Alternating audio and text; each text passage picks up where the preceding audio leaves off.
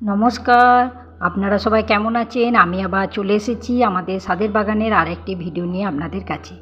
আজ আমি আপনাদেরকে দেখাবো যে বাদাম থেকে, বাজার থেকে কিনে আনা ভালো পরিষ্কার বাদাম থেকেই আপনি চারাটা বাদাম গাছের বার করে নিতে পারবেন।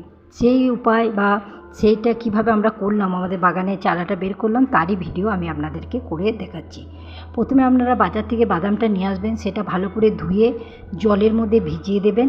তারপরে 2 দিন ভিজিয়ে রাখবেন। তারপরে দেখবেন ভিজিয়ে রাখার পরে দেখবেন তুলে নেবেন, ছেঁকে একটা পাতলা কাপড়ের মধ্যে রেখে দেবেন, এরকম ছাঁকনিতে ছাঁকাতে। তারপরে দেখবেন যে তার থেকে অঙ্কুর বেরিয়ে আসছে। অঙ্কুর বেরিয়ে যাওয়ার পরেই দ্বিতীয় ধাপ যেটা আপনাকে করতে হবে, বাগানে চলে যেতে হবে। মাটিটাকে ভালো করে আপনি তৈরি করে রেখে দেন। মাটিটা ভালো করে, মাটি যেন ঝরঝরে হয়, আর মাটিতে যেন জলের ভাগটা যেন ঠিক থাকে, মানে একটু জলও থাকতে হবে, খুব জল হলে হবে না, ঝরঝরে মাটি হলে হবে। ছোটো ছোটো করে গর্ত করুন, গর্ত করে ওই অঙ্কুরিত বাদামগুলি 3টে-4টা করে প্রত্যেকটা গর্তের মধ্যে দিয়ে দেন, আর একটু করে জল দিয়ে দেন। তারপরে কী হবে, হালকা হালকা করে আপনি মাটি চাপা দিয়ে দেন ওই বাদামগুলিতে, অঙ্কুরিত বাদামগুলিতে মাটি চাপা দিয়ে দেওয়ার পরে কিছুদিনের মধ্যেই দেখুন আপনার চারা বেরিয়ে চলে আসবে। আমাদের যেহেতু মাটির বাগান, চারা আমাদের ঠিক বেরিয়ে এসেছে।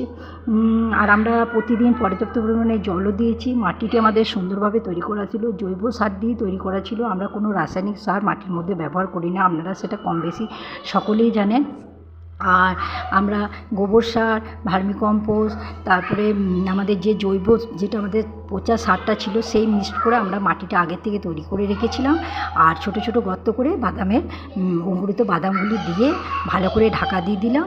আর প্রতিদিন কিন্তু আমরা একবার করে জলও দিয়েছি। আর জল দেওয়ার পরে কদিনের মধ্যেই দেখলাম চারাগুলি সুন্দর বেরিয়ে এসেছে। দেখুন চারাগুলি বেরিয়ে চলে এসেছে।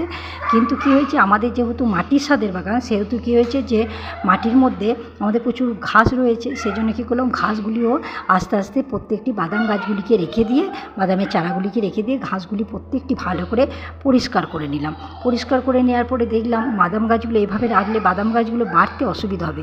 সেই জন্য কী করলাম, মোটা মোটা করে ভেলের মতন বাদাম গাছের চারদিকে মাটি দিয়ে দিলাম।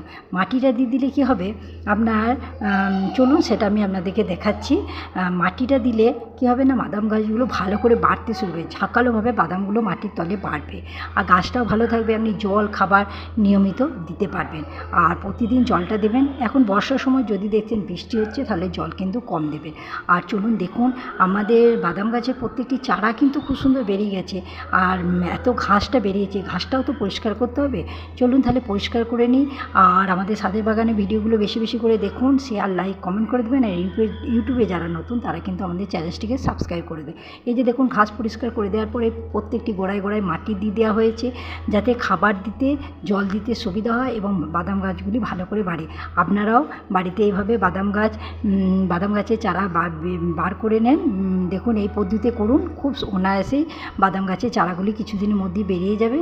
আর দেখুন ঘাসগুলি পরিষ্কার করে দেওয়ার পরে গাছটি কিন্তু, বাদাম গাছগুলি আরও তাড়াতাড়ি বড় হবে। আর তারপরে ভিডিও আমি আপনাদেরকে করে দেখাবো। তাহলে আপনারা, আমি বাবা ভোলা মহেশের কাছে আমি প্রার্থনা করি আপনারা সবাই ভালো থাকুন, সুস্থ থাকুন, আনন্দে থাকুন। আর আমাদের ছাদের বাগানের ভিডিওগুলো বেশি বেশি করে দেখুন, শেয়ার, লাইক, কমেন্ট করে দেবেন। আর ইউটিউবে যারা নতুন, তাদেরকে আমার বিশেষভাবে অনুরোধ, আপনারা আমাদের চ্যানেলটিকে সাবস্ক্রাইব করে দেবেন। আর আমাদের বাদাম গাছগুলি দেখে আপনাদের কেমন লাগলো বলুন।